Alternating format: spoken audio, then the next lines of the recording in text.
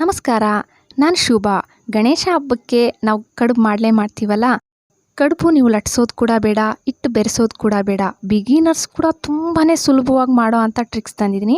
Please ವಿಡಿಯೋನ skip ಮಾಡ್ದಿರಾ ಲಾಸ್ಟ್ವರೆಗೂ ನೋಡಿ. ಒಂದು ಬಟ್ಲು ಇಟ್ಕೊಂಡು 1 ಗ್ಲಾಸಷ್ಟು ಅಕ್ಕಿ ಹಿಟ್ಟು, ಒಂದು ಸ್ವಲ್ಪ ಉಪ್ಪು, ತುಪ್ಪ 1 ಟೇಬಲ್ ಸ್ಪೂನು ಚೆನ್ನಾಗಿ ಮಿಕ್ಸ್ ಮಾಡ್ಕೋಬೇಕು. ನಾನು ವಿಡಿಯೋದಲ್ಲಿ ತೋರಿಸ್ಕೊಟ್ಟಂಗೆ ಚೆನ್ನಾಗಿ ಮಿಕ್ಸ್ ಮಾಡಿ, ಮತ್ತು 1 ಗ್ಲಾಸಷ್ಟೇ ನೀರು, ಸೇಮ್ ಎರಡೂ ಈಕ್ವಲ್ ತಗೋಬೇಕು. 1 ಗ್ಲಾಸ್ ತೋರಿಸಿದ್ನಲ್ಲ ಫಸ್ಟಲ್ಲಿ, ಅದೇ ಗ್ಲಾಸಲ್ಲೇ 1 ಗ್ಲಾಸಷ್ಟು ನೀರು ಹಾಕ್ಕೊಬಿಟ್ಟು ಚೆನ್ನಾಗಿ ಮಿಕ್ಸ್ ಮಾಡ್ಕೊಳ್ಳಿ. ಗಂಟಿರಬಾರ್ದು. ನಾನು ತೋರಿಸ್ತಾ ಇದ್ದೀನಲ್ಲ ಹಾಗೆ ಒಂದು ಸ್ವಲ್ಪನೂ ಗಂಟಿಲ್ದಿರ ಚೆನ್ನಾಗಿ ಮಿಕ್ಸ್ ಮಾಡಿಬಿಟ್ಟು ಮತ್ತೆ ಇದನ್ನು ಸೈಡ್ಗೆ ಇಕ್ಬಿಡಿ. ಸೈಡ್ಗೆ ಇಕ್ಬಿಟ್ಟು ಗ್ಯಾಸ್ ಮೇಲೆ ಒಂದು ಬಾಣಲೆ ಇಟ್ಕೊಂಡಿದ್ದೀನಿ. 1 ಟೇಬಲ್ ಸ್ಪೂನಷ್ಟು ತುಪ್ಪ, 1 ಗ್ಲಾಸಷ್ಟು ಫಸ್ಟಲ್ಲಿ ನಾನು ತೋರಿಸಿದ್ನಲ್ಲ ಅದೇ ಗ್ಲಾಸಲ್ಲೇ 1 ಗ್ಲಾಸಷ್ಟು ಕಾಯಿ ತುರಿ ಹಾಕ್ಕೊಬಿಟ್ಟು ಚೆನ್ನಾಗಿ ಹುರ್ಕೋಬೇಕು.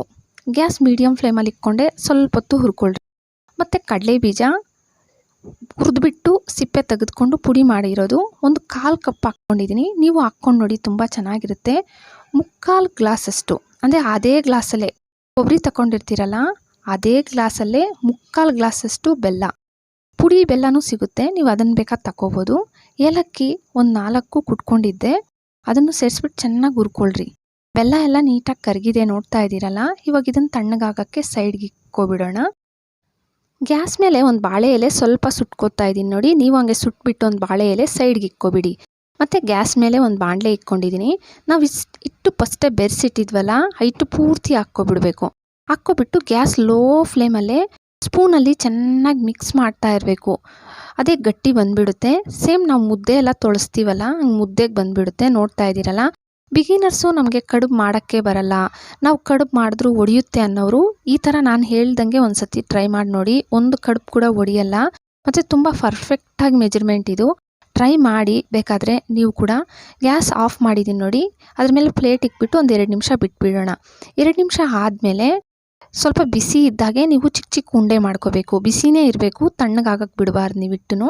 ಇವಾಗ ಚಿಕ್ಕ ಚಿಕ್ಕ ಉಂಡೆ ಮಾಡಿ ಪ್ಲೇಟ್ ಇಕ್ಬಿಡಿ, ಓಪನ್ ಇಡಬೇಡಿ. ಬಾಳೆ ಎಲೆ ಫಸ್ಟೇ ಸುಟ್ಟಿದ್ವಲ್ಲ ನಾವು, ಈ ಬಾಳೆ ಎಲೆಗೆ ಸ್ವಲ್ಪ ತುಪ್ಪ ಅಪ್ಲೈ ಮಾಡ್ಕೊಬಿಡಿ. ಅಪ್ಲೈ ಮಾಡಿಕೊಂಡು ಆ ಉಂಡೆ ಒಂದು ಇಟ್ಬಿಟ್ಟು ಅದ್ರ ಮೇಲೆ ನಾನು ಕವರ್ ಇಟ್ಕೊಂಡಿದ್ದೀನಿ.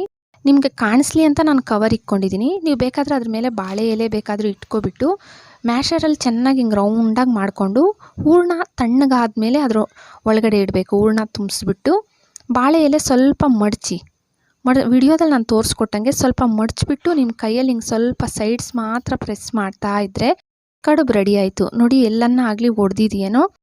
ಇನ್ನೂ ಒಂದು ಮಾಡೋದು ತೋರಿಸ್ತೀನಿ ನೋಡಿ. ಇದು ಮ್ಯಾಶರ್ ಇಲ್ಲ ಅನ್ನೋರು ಚಿಕ್ಕದು ಈ ಥರ ತಟ್ಟೆ ಇರುತ್ತಲ್ಲ, ಈ ತಟ್ಟೆಯಲ್ಲಿ ಬೇಕಾದರೆ ಈ ಥರ ರೌಂಡಾಗಿ ತಿರುಗಿಸ್ತಾ ಇದ್ದರೆ ನೋಡಿ ರೌಂಡಾಗಿ ಬಂದುಬಿಡ್ತು. ಇವಾಗ ಸೇಮ್ ಹಂಗೆ ಹೂರಣ ಮಧ್ಯದಲ್ಲಿ ಇಟ್ಬಿಟ್ಟು ಬಾಳೆ ಎಲೆ ಸ್ವಲ್ಪ ಮಡಚಿಬಿಟ್ಟು ಸೈಡ್ಸಲ್ಲಿ ಮಾತ್ರ ನೀವು ಒತ್ತಬೇಕಷ್ಟೆ. ಮತ್ತು ಒಂದು ಚಿಕ್ಕ ಕಪ್ ತಗೊಂಡು ಆ ಸೈಡ್ಸಲ್ಲಿ ಎಕ್ಸ್ಟ್ರಾ ಬಂದಿರುತ್ತಲ್ಲ ಇದನ್ನ ತೆಗೆದುಬಿಡಿ.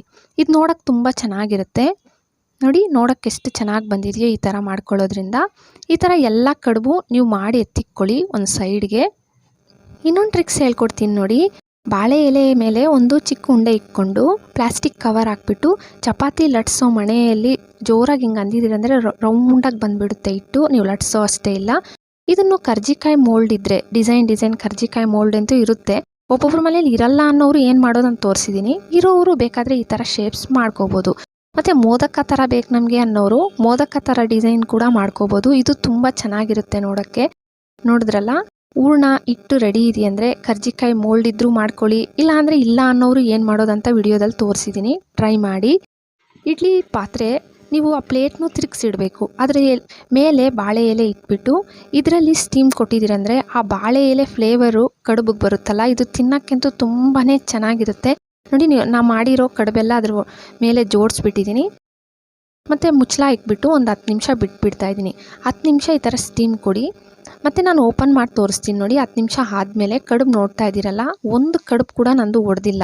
ನೀವೇ ನೋಡ್ತಾ ಇದ್ದೀರಿ.